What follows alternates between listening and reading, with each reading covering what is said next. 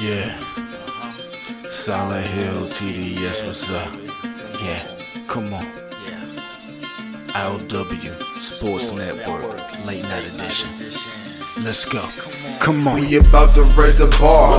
Wild card mark. Everybody grab a seat, cause you know we about to spark. Late night sports talk. Modelo Le Cigar. Man, you don't wanna start. Wild card mark. We about to raise the bar. Wild card mark. Everybody grab a seat, cause you know we about to spark. Late night sports talk. Modelo Le Cigar. Man, you don't wanna start. Wild card mark. Hey. L Boogie with the hot flame, ashtray full of top names, little tree for your membrane. This the 9-hour time frame. I just snatched up a 6-pack, got my hands on a lid pack, whipping up a little batch of snacks. Yeah, man, I think I'm all set. Late night, can't sleep. Go ahead and just tap in.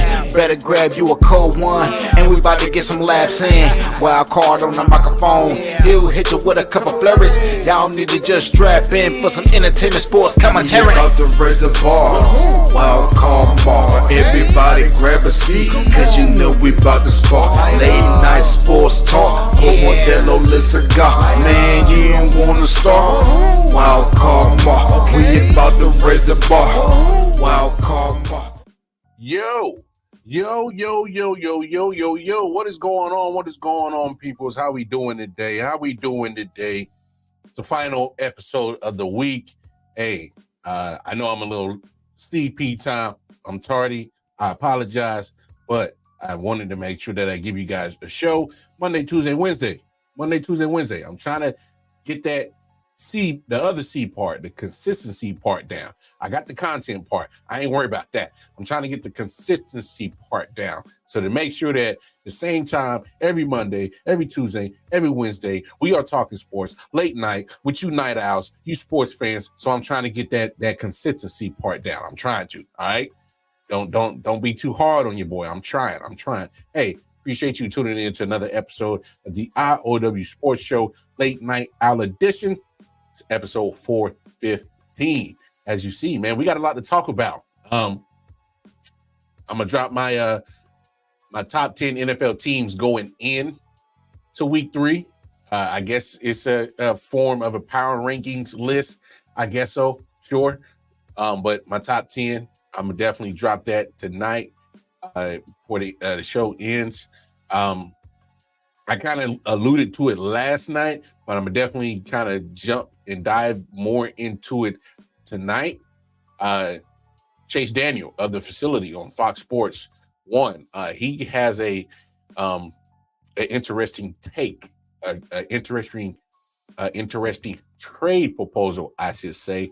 That me personally, I'm starting to come around and think that it's a great idea for all parties involved. We'll get more in depth in that. But definitely want to talk about this topic to begin with. Look, I've been I don't want to say I've been a big critic of this guy, but I will say this. I didn't expect what we're getting from this guy, basically because where he was drafted at. And I'm talking about Brock Purdy. It's his time to shine. I just think there's been a lot of people that's been on that man's neck. I've been one of them, and I can admit that. That says, hey, he's in a great system, which he is. Hey, it's all predicated on that. And to a certain degree, I still think it is. You know, I've been very critical of Brock. I mean, he was the last pick in the draft 3 years ago. Literally, the last guy, Mr. Irrelevant.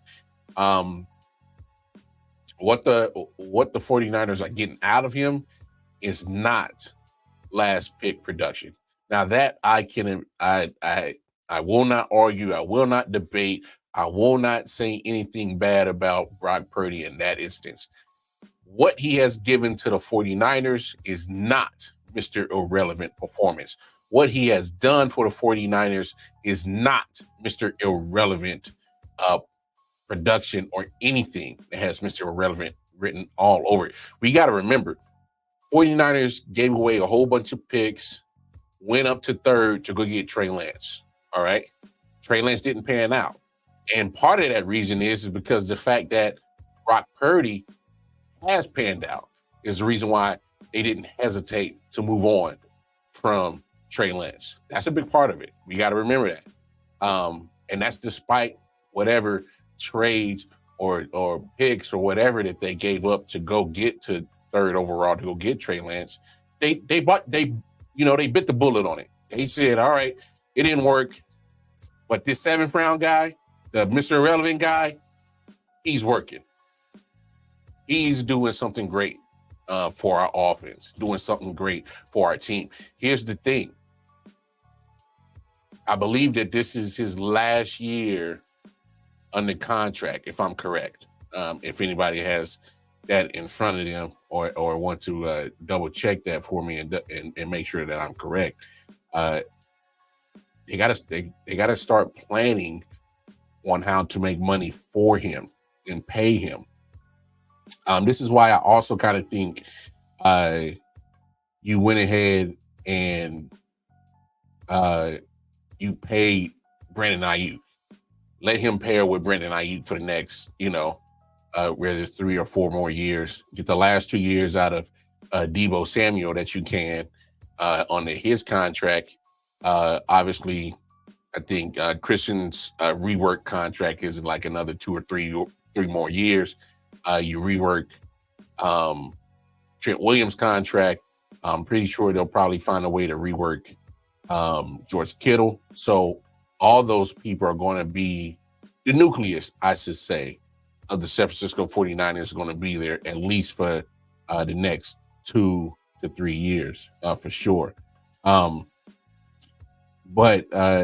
Okay, so his current contract, I believe he'll be a free agent in 2026. So they'll get a couple more years out of him. Yeah. Which here's the crazy thing. So that actually kind of works out for San Francisco. If you think about it, they don't have to really pay him till 2025. So he's pretty much on a real team friendly deal because of the fact that he's Mr. Relevant. So that bodes for them.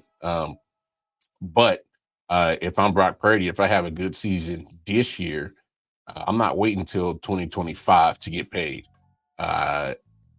You're going to have to pay me ASAP. I mean, you went to 2 NFC championship games. You went to a Super Bowl with me as your starting quarterback. I know he didn't finish the one against the Eagles because of the injury. Cool. But still, he got him up to that point. All right. So Brock Purdy has done some great things for the San Francisco 49ers. So if I'm him, I'm talking to my agent saying, hey, I'm not waiting until 2025 to get paid. Let's get this contract restriction going. Let's get it up there. Let's get it on the books and let's get me paid. Because you can't keep paying this man $900,000, $1 million to be your starting quarterback of a Super Bowl caliber team. I just think that's obviously if I'm the front office of the 49ers, I'm holding out as long as possible before I pay you. Because once I pay you, y'all just saw Dak just got $60 million a year from Brock Purdy. Dak's getting what? Oh, and that man can't get out the second round? I got to get 61. I got to get 62. I can't get no 60. I can't be on the same level as that guy. I'm getting y'all farther. I'm at least getting y'all to the championship game, conference championship game. I'm at least got a Super Bowl appearance. And we'll definitely see what happens, what they do this year. When it comes down to January and see what the 49ers are added, what they are actually to do. But here's the main thing about Brock Purdy. A lot of people like me who have been on his head, hey man, you're a system quarterback, you're a game management. And here's the thing about being a game management. We gotta break this misconception that it's a negative, because it's not. If you really think about it, all quarterbacks in the NFL are, to a point, they are game managers. You are managing the offense. You should be managing to keep your turnovers down. You should be managing to make the right reads, make the right throws. You are managing the clock. You are managing to make sure that you get the football to your playmakers and let them do their things. So, you know, to a certain degree, every quarterback's a game manager. Patrick Mahomes, Aaron Rodgers, C.J. Stroud, go up down the list. Tom Brady was a game manager. So was Joe Montana at some point. And yes, is there a difference between the game managers and the game changers? Yes, there is. What I'm saying is that we can't, as sports fans, look at the word game manager and look at it as if it's a negative term, because it's not. There's nothing wrong with being a game manager. There's levels to this shit, though. You know, there's levels to it. I believe there's levels to it. And right now, if you call Brock Purdy a game manager, so what? He's elite at it. He makes the right throws, makes the right decisions for the most part, gets the ball to his playmakers. You know, you can say he's system quarterback, and look, he's been making me eat crow. I didn't think this guy was going to do anything worth a damn being the last guy picked in the draft. Look, we got to remember, most seventh rounders don't even make it to the roster more times than not. All right?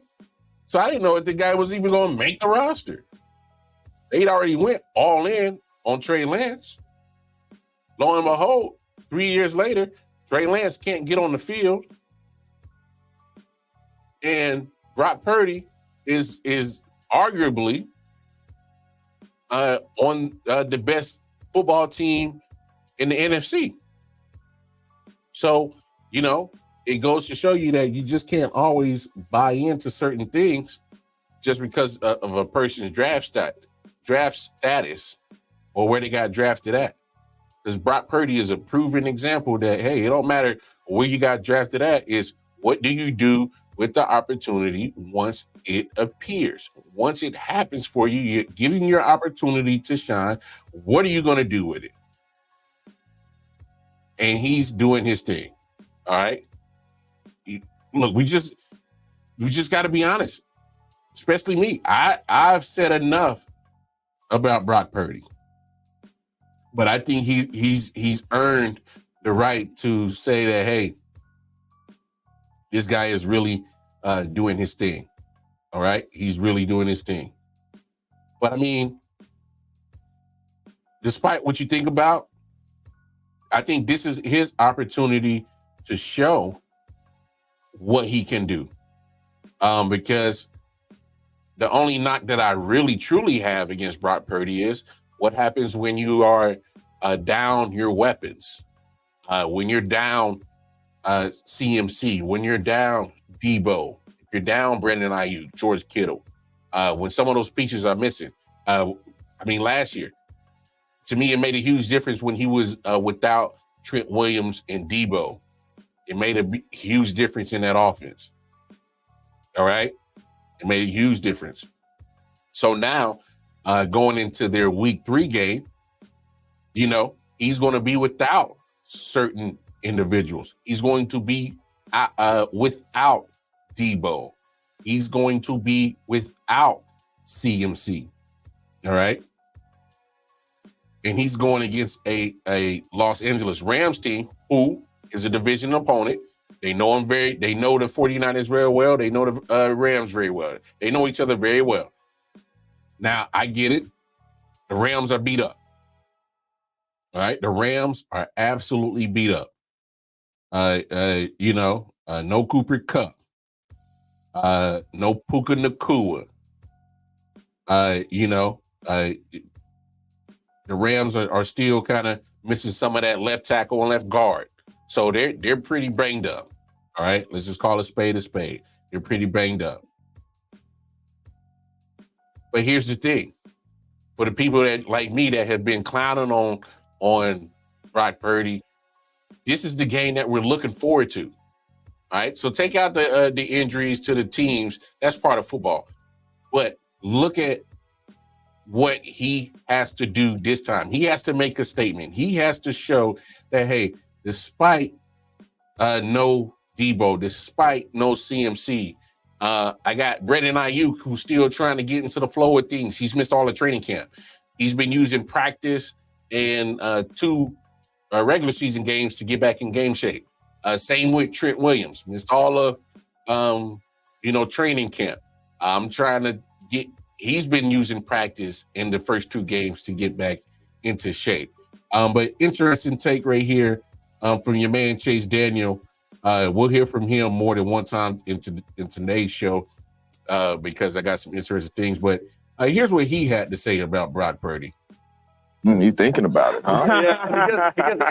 It's difficult for me a little bit because I think it's a bad game, but it can turn into a bad sign. Elaborate. Well, Debo Samuel out, for a long time. CMC out, IR. The 49ers are 0-3 with Brock Purdy at quarterback when Debo Samuel does not play. He's the secret sauce when it comes to that. He had 10 targets. He had 110 yards last game. He was really watching the film and the all-22. He was the only guy our guy Brock Purdy was looking at. Brandon Ayuk is not all the way back. I don't know what you see, just conditioning standpoint. I've been saying that from the get-go. And it's tough for a receiver to miss. You can't sit out. But at the end of the day, the only reason that it will or will not turn into a bad sign is the guy under center, and that's Brock Purdy. Brock Purdy, you've been talked about, and I'm a big fan of Brock Purdy. You've been talked about your entire career.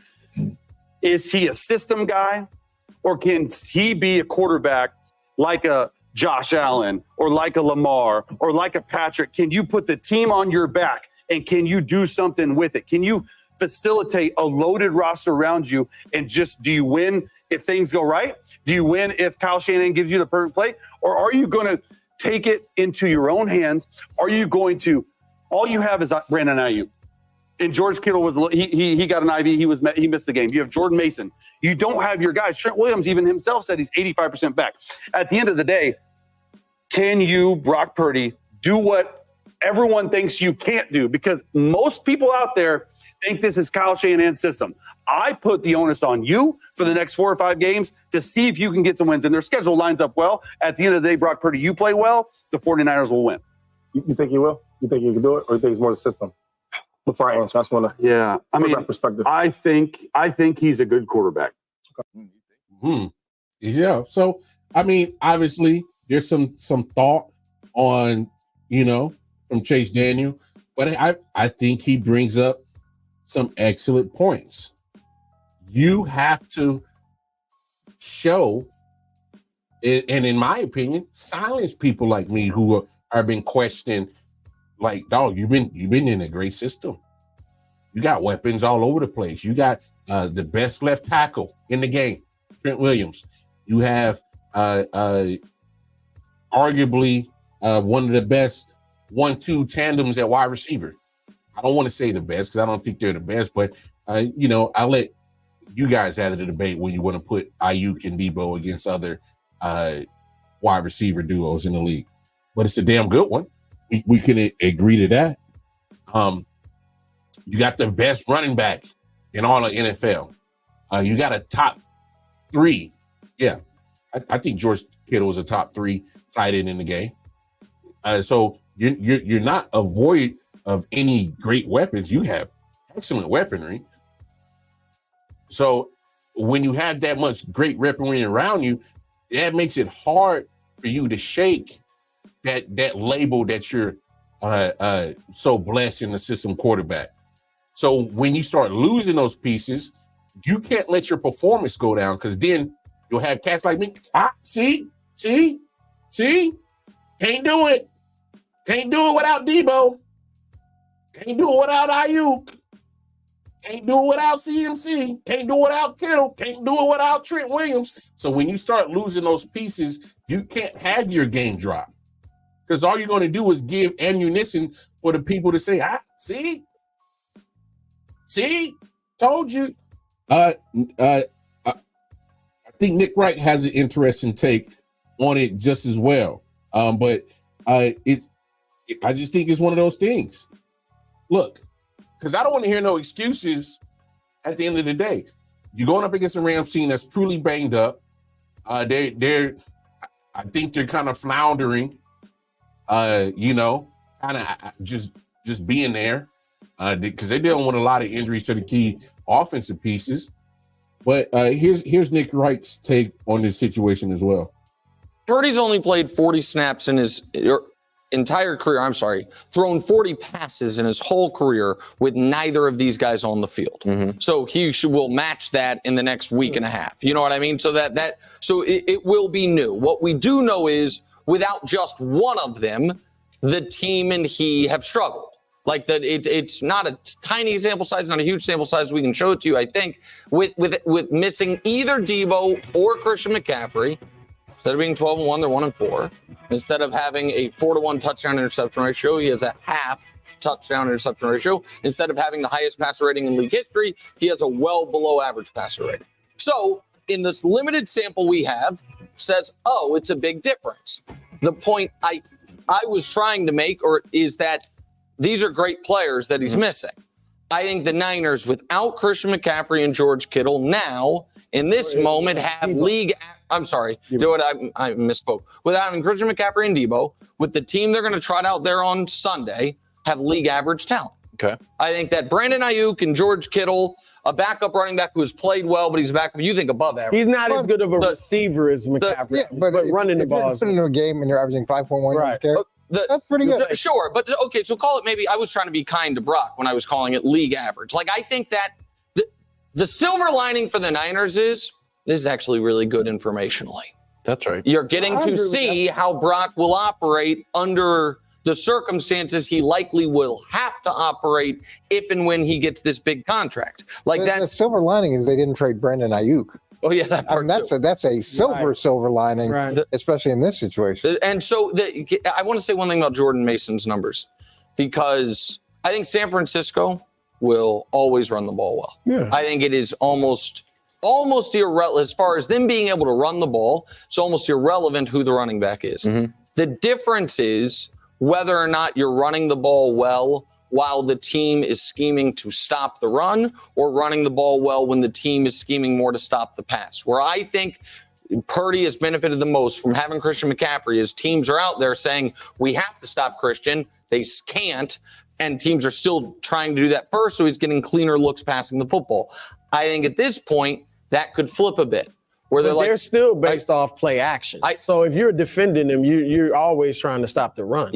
Yeah, but I think that defensively, from Brian Flores went into that game on Sunday saying, okay, if Jordan Mason goes off, we'll deal with it to a degree, but I'm going to make Purdy's life hell. I think that's harder to do when Christian McCaffrey is there, because Christian McCaffrey can ruin your game for you. So it will be informationally really interesting. It is what I've asked to see. That's what I was saying. If he comes out and cooks. If he comes out, listen, they have to do great in their next 3 games, because, and we can talk about this more later, but I don't know if we can show the schedule. Rams, who are ravaged by injury, the Patriots, the Cardinals are the next 3. And then I think they have the toughest half-dozen game stretch of any team in the league this year. After that, it's Seattle, Kansas City, Dallas, Tampa, Seattle, Green Bay, Buffalo. So they can't afford to stumble in these next 3, because that middle, the bottom of the first column, the entire middle column, and the top of the second column is brutal. I got the Bears there. I said Buffalo, but I think the Bears defense is quite good. I don't know if you think they have a terrible quarterback play and they're 1-1. Something's got to be good. Some pieces right there. Nick was kind of getting off topic, but for the most part, I did agree with some of the things that he had to say. Let's really take a look at the schedule, and this is why I think it's so important for Brock Purdy to play well in these next few games. You have to take advantage of a ravaged injury Rams team. He has to beat them. He has to. I'm emphasizing that is because it's a division rival. So yes, they know you, but they are just literally torn apart with injuries. You gotta take advantage of that. Okay. next week, the week after that, I should say, they have a good Patriots defense that he's going to face. Let's not act like that's going to be a snooze or a walkthrough, easy W or easy time for Brock Purdy. That's a good defense. And then you got the Cardinals, who obviously know the 49ers very well as a division opponent. And then 4 days later, they got to play Seattle. We already know that's a physical game. That's a good rivalry game. All right. So that's not easy. Okay. Then on the 20th of October, they got to play the Chiefs. All right. After that, Cowboys. After that, Buccaneers, Seahawks again, Packers, Bills, a good Bears defense. All right. And then after that, after the Rams, they get the Dolphins. You know, we'll see where they're at. Lions, rematch the NFC Championship game, and finish with Arizona. This is not an easy schedule to go through. But we also talking about the fact that Brock Purdy is going to be without certain players. Obviously, we don't know how long Christian McCaffrey's going to be out. He's definitely missing the first 4 games, being on IR. We don't know if that's going to get extended. You know, dealing with the not the Achilles, but the calf, which could turn into Achilles injury. You want to take your time with that. So you don't know what's going to be the timeline on his return. Debo dealing with his injury. He's already saying he's going to miss a couple of games.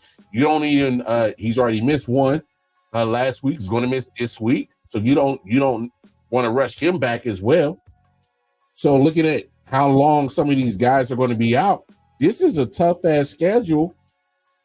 And it's a proven schedule for Brock Purdy. It is a proven moment. I think he can beat the Rams. When it comes to the Patriots, they're gonna muck it up. All right. Those Patriots, that defense they're tough. They've been giving fits to the Bengals. They gave fits to the Seahawks, you know, and now the Patriots are 1-1. They ain't got much offense. But Brock Purdy he'll be facing that defense. And that Patriots defense ain't no joke. It ain't no punk. So these next 3 games, yes, you can say, oh, Brock Purdy should be able to manage those and win those, but I don't think they're gimmies. Maybe the Rams, because they're beat up by injuries, but going against the Patriots defense and going up against the Cardinals, who they've already shown that they played tough against Buffalo, could have won that game. Dog walked the shit out of the Rams last week. So, you know, we'll see what more of what they're actually going to be by the time they see the 49ers in 3 weeks. So none of this stuff is gimme for Brock Purdy, but it is his time to shine. It is his time to say, hey, enough with y'all thinking that I can't do it without certain players. I know the numbers are there. I know that the 1-4 wins to losses is there if I'm missing some of these key players. Fine. Cool. Take it as a challenge, Brock Purdy. Take it as another challenge to shut me up, because you shut me up before. You made me eat humble pie. I thought I didn't even know you were going to make the team. Point blank period. You're 7th round, Mr. Irrelevant last pick. And you've managed to not only make a team, but you forced an organization to pivot at their quarterback position after they just gave up a lot to go get Trey Lance. It was pretty much you. Don't get me wrong. Trey Lance just didn't match well in San Francisco. That plays a part into it. But a lot of it has to be the fact that Brock Purdy played so damn well. That's part of it. He took advantage of the opportunity that was given to him, and they looked at Trey Lance and said, I guess we just gonna bite the bullet on and trade that trade that we did to go get him. It is what it is. But that guy, he's getting it done.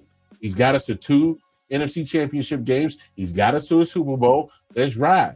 So it's your time to shine, Purdy. It's your time to go and shut some people up, including me. So I look forward to it.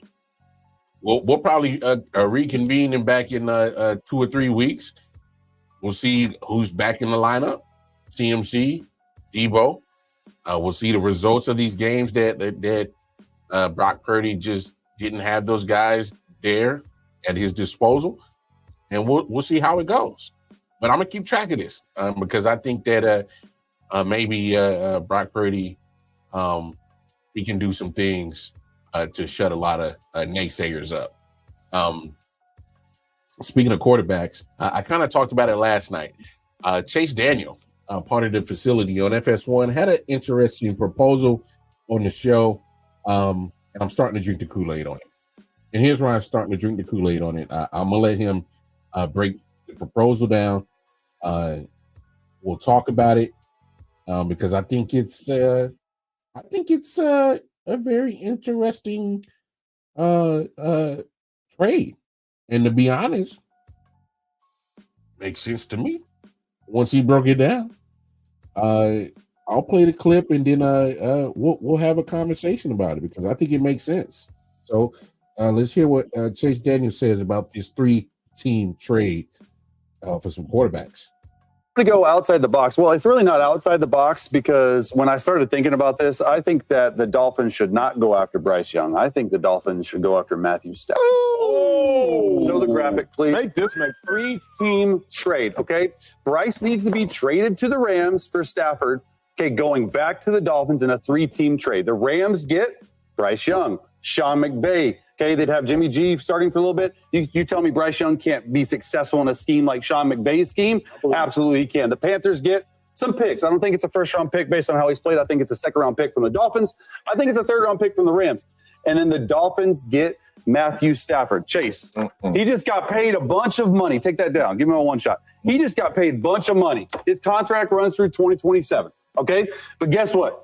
Only after this year, he only has $4 million left on this deal that is guaranteed.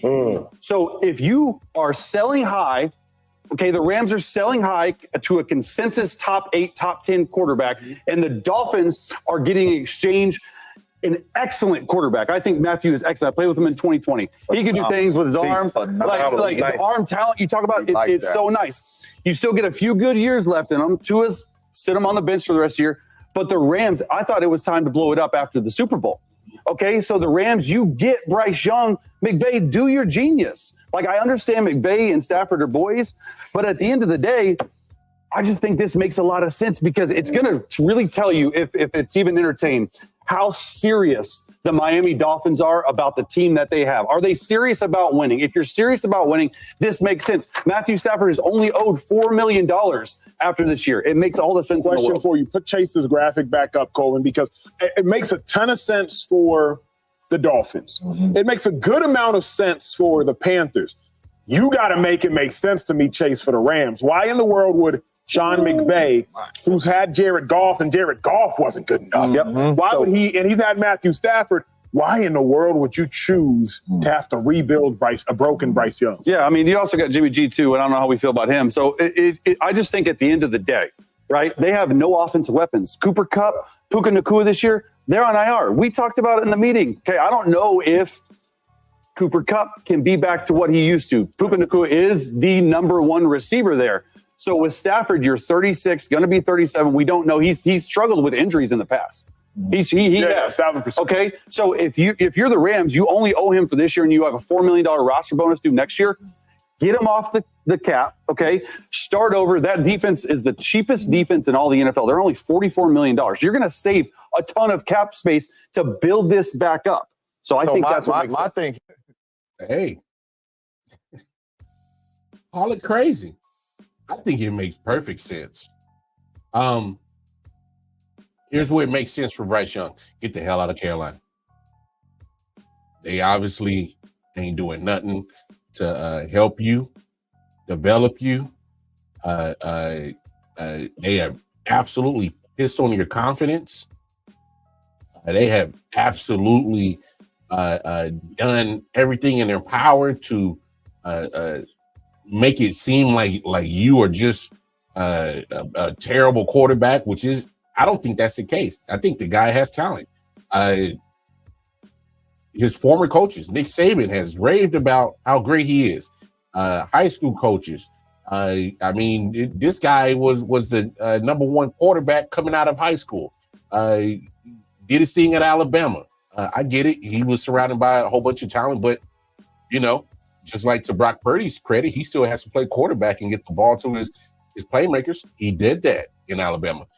Bryce Young, despite his stature, very durable. I mean, the kid can play. Get him out of Carolina. This makes total sense for him. Get him with somebody who's definitely a great offensive mind in Sean McVay.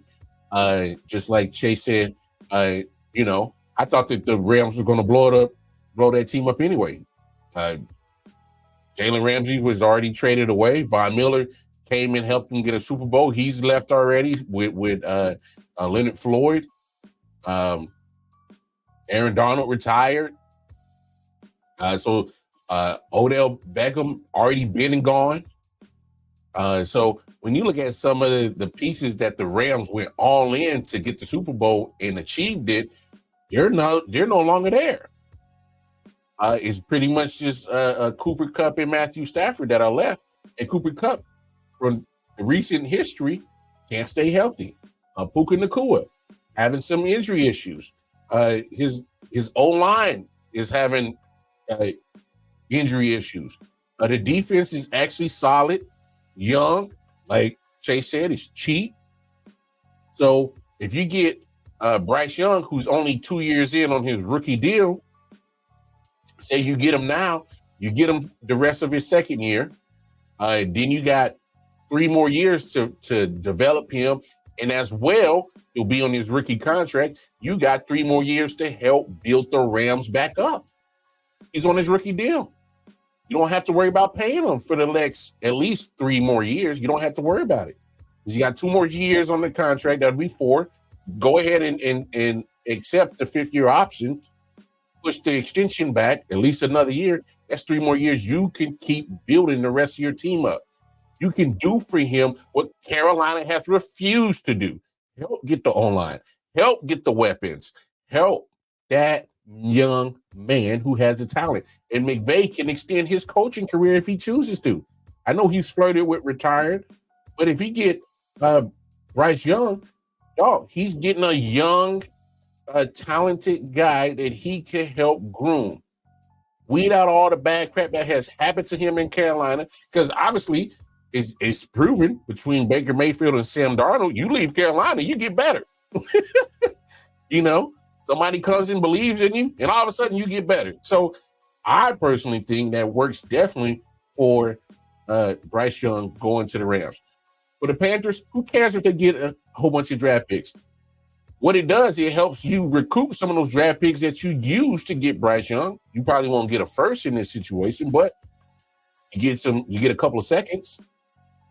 It helps you recoup some of those draft picks that you used to get Bryce Young. And plus, if I'm a player, don't include me on this trade to go to Carolina anyway. I saw what y'all just did to Bryce. I don't want to go there. So get them draft picks, be happy with it. Then you can say, we tried with Bryce Young and try to spin it. But no, you're dumping them off. At least get a second round in return for it. So there you go. It won't equate to number 1 overall pick value, but hell, get what you can. I mean, y'all don't see them care anyway. 2 games in and you're benching the young guy. So take them draft picks. It works out for Carolina. And for Miami, I love Matthew Stafford going there. A veteran presence. You got to understand, Miami did absolutely nothing 2 years ago when Tua's situations first started happening. They should have been already scouting your next possible quarterback. They didn't. He stayed healthy last year. Bravo. Great. In this year, 2 games in, is the same situation happening 2 years ago. But why are you still stuck in the same situation where, we got caught with our pants down again? Damn. Gonna be without Tua for some time. Damn. What we got at quarterback? Oh, man, 2 years later, same situation, and we still got stinking ass Skylar Thompson. You didn't prepare yourself. You did not prepare yourself as an organization to have insurance. Like I said last night, I hate paying insurance every month, but damn it, I don't ever use it. But when I need it, I'm glad I got it. It makes my life a whole lot easier. It makes everything. Insurance helps. Why didn't you not have some type of insurance 2 years ago, Dolphins? So now that you've placed Tua on IR, rightfully so, and you're going to give him his time to make his decision. Do not put him on a time clock. But in the meantime, as an organization, you got to figure out how to keep your team afloat. Because you can hang with Buffalo. You can. You can hang with the Jets. You can. You can hang with the Patriots. You can win your division. But you got to get a quarterback. You got to. Skylar Thompson's not going to be the answer. Make it happen. Get you a veteran gunslinger in there who can still make all the throws. Squeeze the last little juice out of that orange because there's not much left on Matthew Stafford's body. All right. Get what you can for the last couple of years. You ain't got to give up a whole crazy amount of draft picks to get Matthew Stafford. You know what I'm saying? You don't have to give up a one. You might have to give up a two or three, not both, 2 or 3, and call it a done deal. There you have a proven quarterback that can win, a Super Bowl winning quarterback who still has good arm talent, and he can get the ball to Tyreek, can get the ball to Jalen Waddle, can get the ball to a solid tight end in Jonnu Smith, get A-Chain coming out of the backfield. When they get Raheem Mostert back, get him coming out of the backfield. You have the capability of a quarterback that can make all the throws. Because you're going to need a quarterback that can make the throws when you got the weaponry that you got. Skylar Thompson ain't it. Sorry. Not sorry. I think the trade makes perfect sense for all 3 teams. So Chase Daniel, if you happen to hear this, you happen to watch this, I'm drinking the Kool-Aid on your trade proposal. I'm drinking the Kool-Aid. I am. I think it makes sense. It makes sense for everybody. I don't think nobody loses in this scenario. I think everybody wins. I really do. So y'all let me know what y'all think. Jump in the comments, like, share, subscribe, of course, and just let me know. I think it makes perfect sense. I think it's something that the Panthers should explore because I think they've already given up on Bryce Young. So get him out of there. Get him out of there. Change your scenery. We come to that time in the show before we get out here, about 16 minutes left in the show. Do a top 10, all right? Going into week 2, last week, I had Chiefs at 1, 49ers at 2, Texans at 3, Lions at 4, Cowboys at 5, Dolphins at 6, Buccaneers at 7, Eagles at 8, Steelers at 9, Ravens 10. So here's my top 10 teams going into week 3. All right. I got the Lions at 10. Look, I know they're 1-1. They played a real close game with the Tampa Bay Buccaneers last week. They could have won it. Jared Goff had a couple of bad interceptions in that game. Kind of held the team back a little bit on that situation. But look, Detroit's still a good team.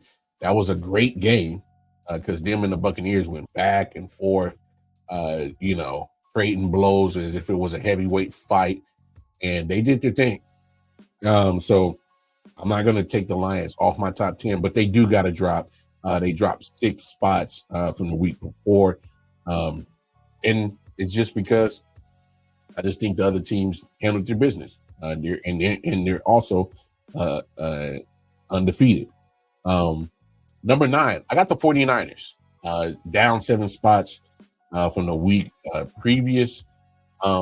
Just like the Lions. The reason why is because, obviously they lost, but the teams ahead of them are undefeated and handled their business.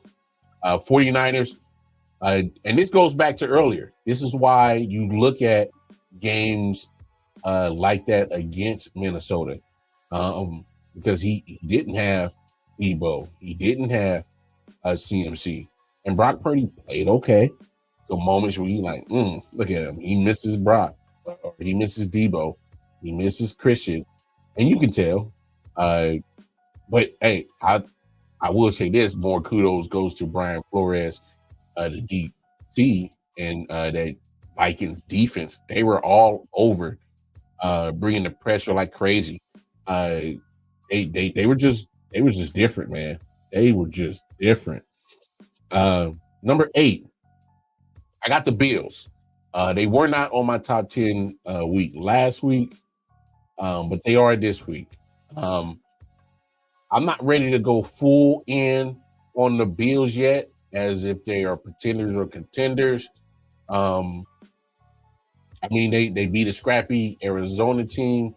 They outcoached and outplayed a Dolphins team.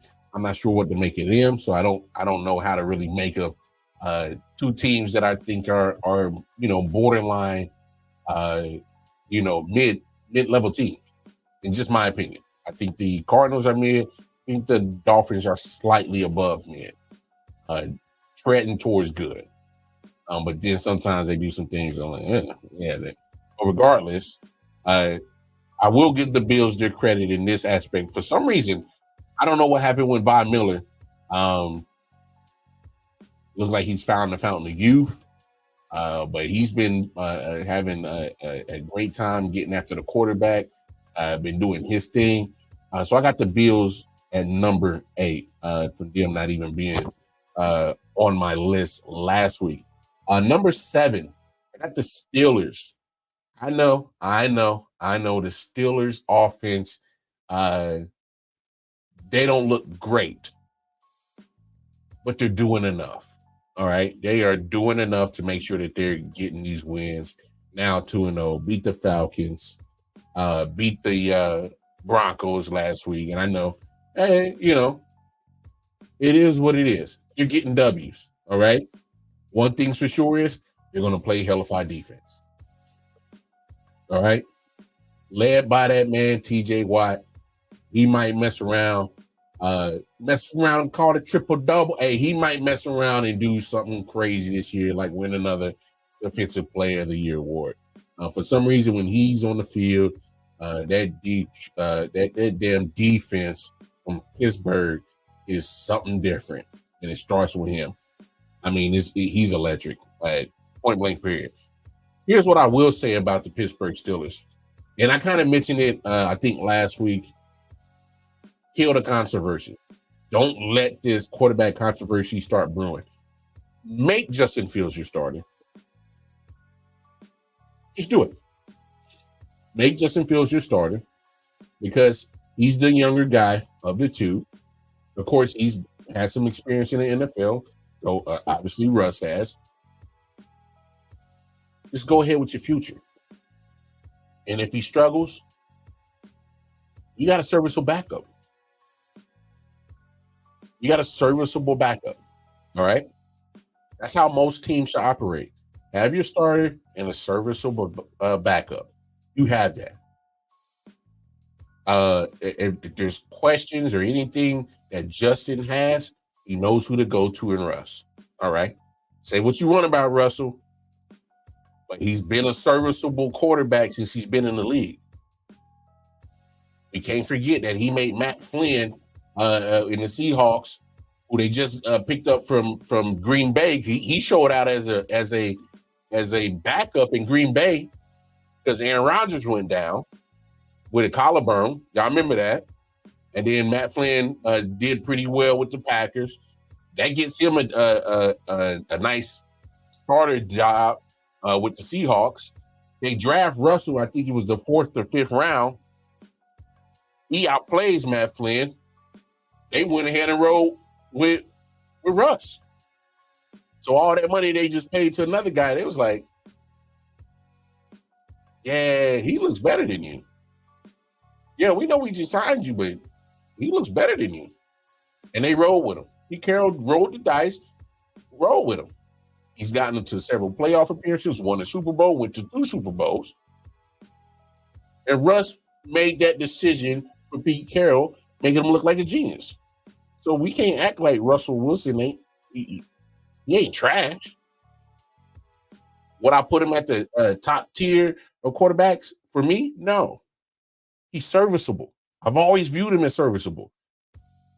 He in Seattle, hey, rock with the run. Rock with the good defense. You just make certain throws when I ask you to. Bootleg, play action, get the running game going. Same thing that they should have did in Denver.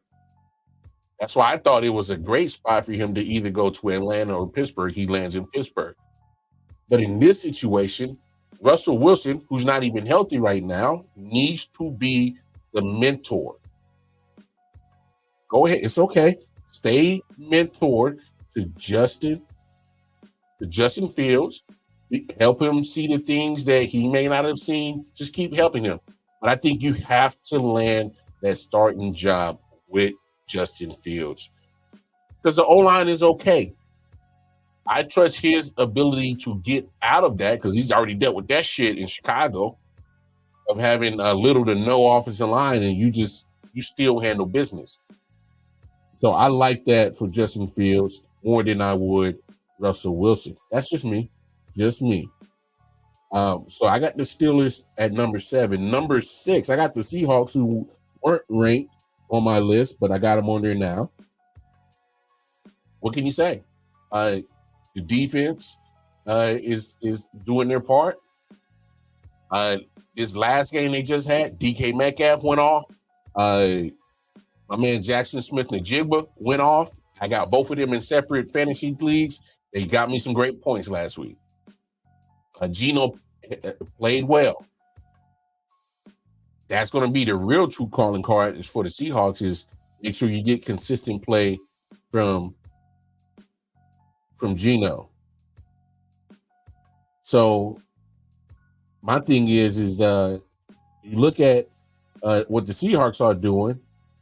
Hey, they doing exactly what they're supposed to. Be competitive. Be around. They got a rookie coach. He got them at 2-0. I think the Seahawks they're going to be better. Number 5. I didn't have them ranked last week. I got them on here this week. I'm not going to be foolish. I'm not going to fall for this. I got the Vikings. I think they're legit, man. I talk about how the defense is doing their thing with Brian Flores as the defensive coordinator. He's got them playing excellent defense, which was your Achilles heel the last few years before he arrived, right? So he's doing their thing, got them playing different football on the defensive side, got them looking good. But I got to be honest, man. I want y'all to see something. I need y'all to see this. Look at this throw. Look at that back shoulder. 3 49ers. 3 49ers right there. Look at it again. 3 49ers right there. Look at that back shoulder. If Sam Darnold plays like this, goodness gracious. Hey, say what you want about Sam Darnold. I've had my jokes about Sam Darnold. That's a top-notch throw. That is a top-notch throw. My goodness. So with Kevin O'Connell doing what he's doing with Sam Darnold, what Brian Flores is doing with the defense, I might have been wrong about the Vikings. I might have been wrong. But they made my list. They made it number 5. Number 4, I just got to say it. I'm sorry, Baker. I'm sorry, Baker. You've been proving me wrong. I thought you were going to lay an egg because we haven't seen consecutive, good seasons from you. And you had a great season last year. You picked up right where you left off. Buccaneers look good. Buccaneers, Saints, Falcons is going to be interesting to watch come January. How those 3 teams are going to be in position for that NFC South. The only team bringing that division down right now is the Panthers. But those three teams right now, man, I can't wait to see what happens when we get down to the last few weeks of the regular season, and I can't wait to see the standings of the NFC South and see where the Buccaneers, Saints, and Falcons are at. I think whew, you're talking about entertainment. You talking about entertaining your fans, your football fans. Those three teams are going to do something special come the end of the week. I'll guarantee you that. I love it.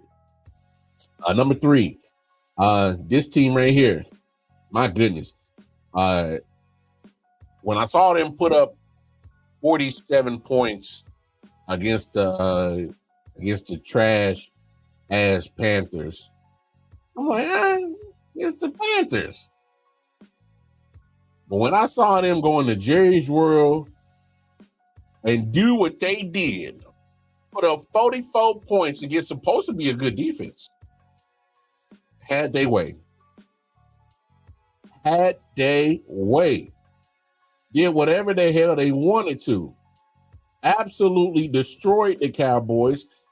Put them over their knee and whoop their ass as if they was a badass kid that was getting into everything and they needed a good old ass whooping. That's what the Saints did to the Cowboys.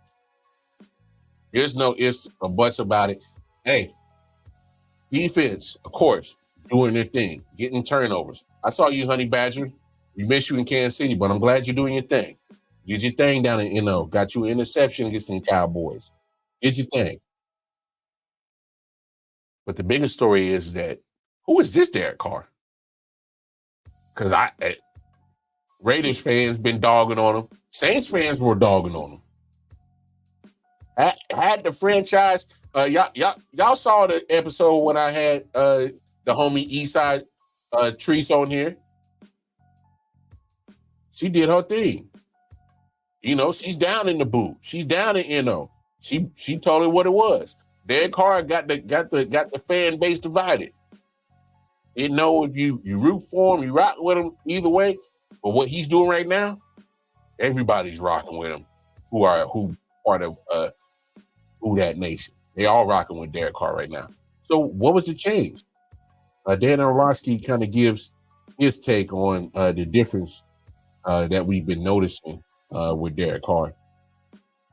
Yeah, Dano, Derek Carr, and it's kind of funny because I look at him and I've always thought that he's got a lot of Dan Orlovsky in him. And I'm just curious. Every year he kind of has he'll have a really hot start and then he'll have multiple games where he kind of falls apart, doesn't look great. But I don't know why everyone's laughing right now. I don't know either. That's a pretty fair take. It's a compliment, right? Which compliment? Clearly it's a compliment. But do you think we're going to get that this year, Dano, or do you think Clint Kubiak has kind of unlocked something in Derek Carr that he hasn't had for quite some time? I thought you were on my team. I am. You see what Derek Carr just did? Yeah. Front runner for MVP. Yeah, dude, I think, Clint Kubiak, obviously his dad, Gary Kubiak, longtime stud coach in the NFL, one of my favorite coaches I got to play for. I think Clint Kubiak is to Derek Carr what Bobby Slowick was last year to C.J. Stroud. Right.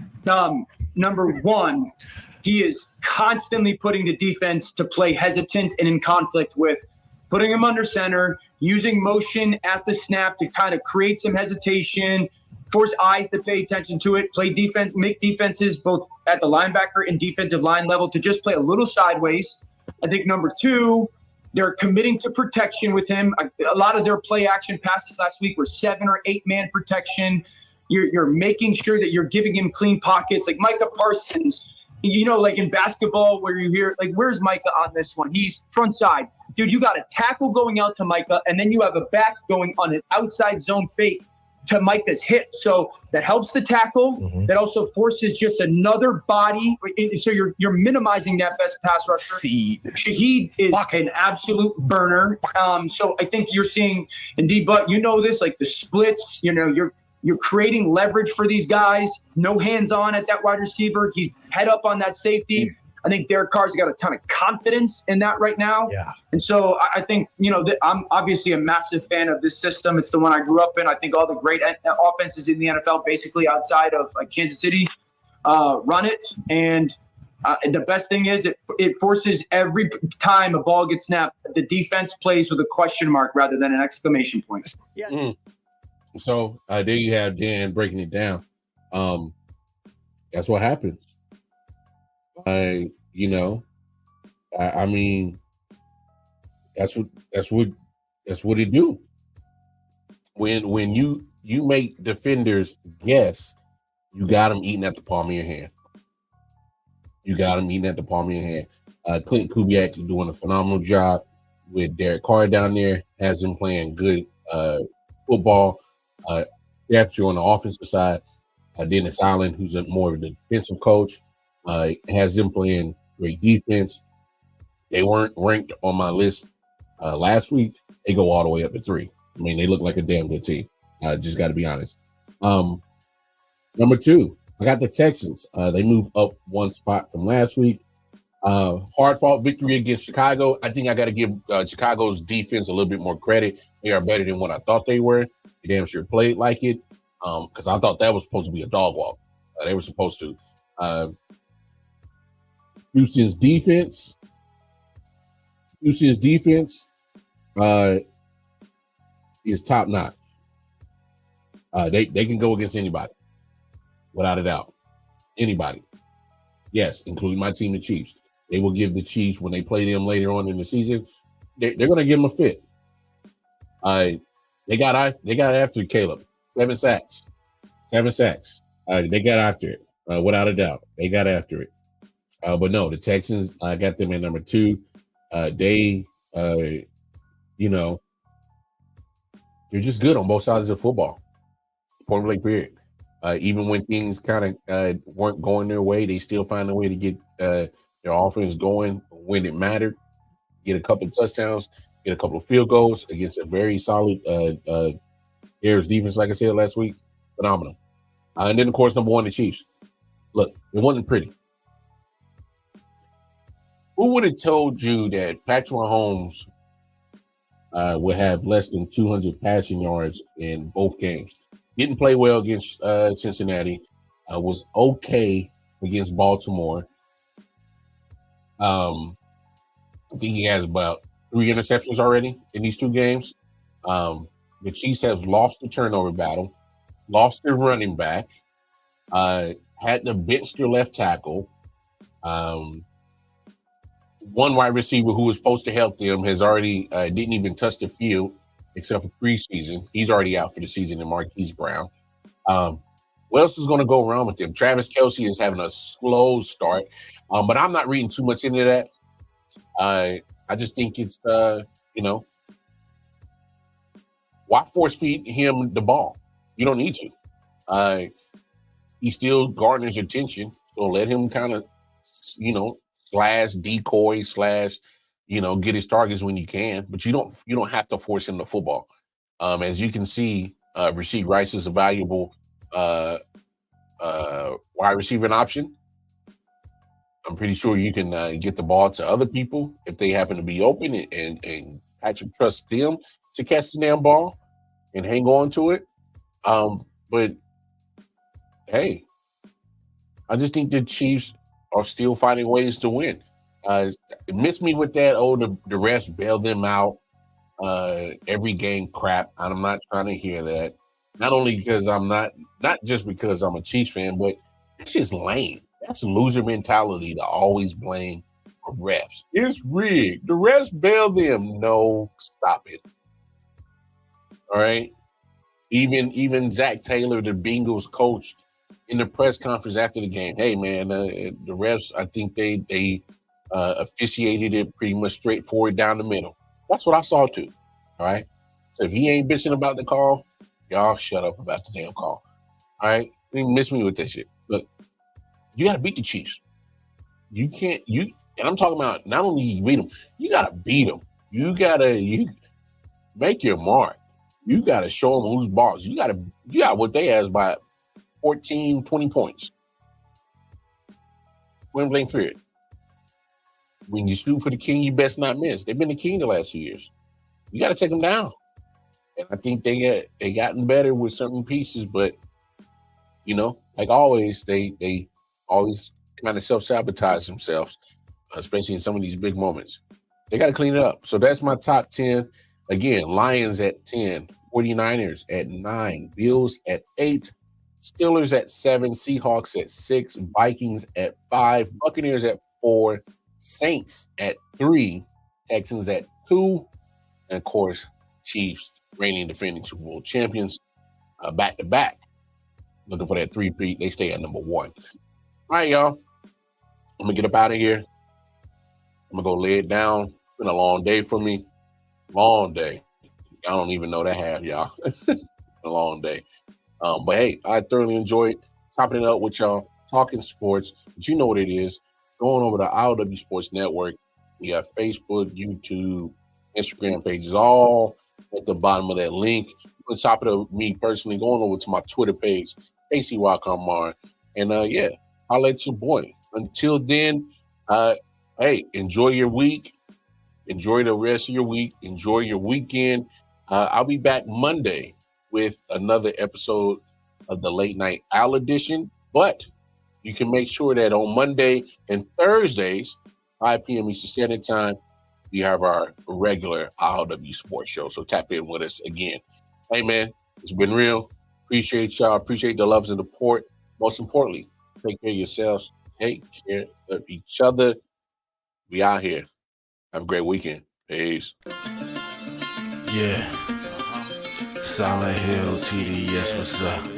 Yeah, come on. Yeah. I.O.W. Sports Network, Late Night Edition. Let's go. Come on. We about to raise the bar. Wild Carmar. Everybody grab a seat, cause you know we about to spark. Late night sports talk. Modelo, let's go. Man, you don't wanna start.